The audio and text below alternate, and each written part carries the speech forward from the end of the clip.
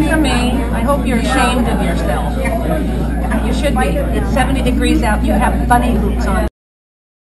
As I'm sure many of you are already aware, Texas Sheepdog and P&P News were targeted in a mugging.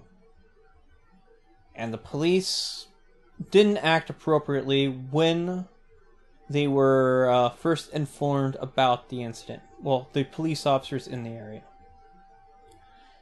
Now, also, the other big news that was sort of nonchalantly put out there was News Now Houston has came out and stated that he was targeted in 2 separate shootings directed at him.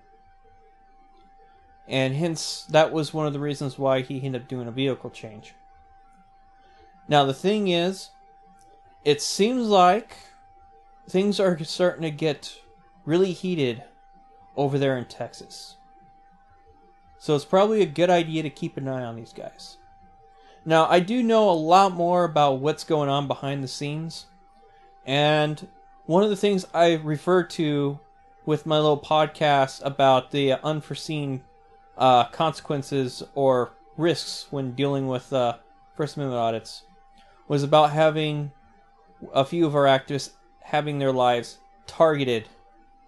And News Now Houston was pretty much the person I was referring to about that specific issue. Now, as is, will we continue to see these kinds of actions happen against our auditors and other testers and stuff like that, and people doing First Amendment, other First Amendment activities or public records requests? I don't know. But I will say this much. There is a reason why P&P News and Texas Sheepdog were filming there that night. And as is, it sort of does relate with some of the topics, some of the major subjects I talked about and touched upon in that podcast.